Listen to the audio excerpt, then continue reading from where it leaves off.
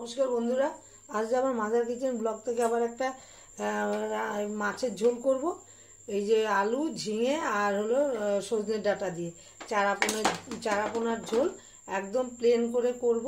মাছটা আমি ভেজে রেখেছি, দেবো হলো একদম কোনো বেশি কিছু মশলা দেবো না। এই যে এইগুলো দেবো, পেঁয়াজ দেবো, জিরা, ধনে আর জিরা আর কাঁচা লঙ্কা চিড়ে করব, টমেটো দিয়ে করব, জিরা ফোড়ন দিচ্ছি।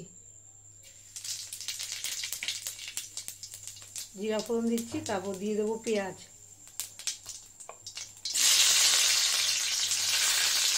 কাঁচা লঙ্কা দিয়ে দিচ্ছি। মশলাটা পরে দেবো।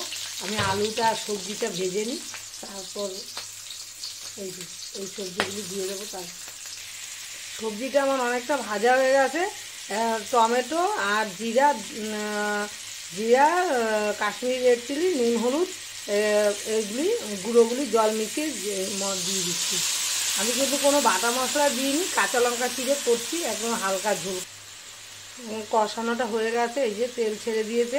এবার জল দিয়ে দেবো। জলটা ফুটে উঠলে তারপর দিয়ে দেবো হলো মাছটা। একদম হালকা ঝোল হবে, কোনো বেশি গ্রেভি টেভি নেই। মশলা তো কিছু দিইনি, গুঁড়ো মশলা কটা আর কাঁচা লঙ্কা চিড়ে করেছি। এখন মোটামুটি গরম যদিও কমেছে, এখন এই গরমের মধ্যে হালকা পাতলা ঝোল দিয়ে খেতে দারুণ লাগে। আর মাছটা পরে ফুটে উঠুক, মাছ দেবো।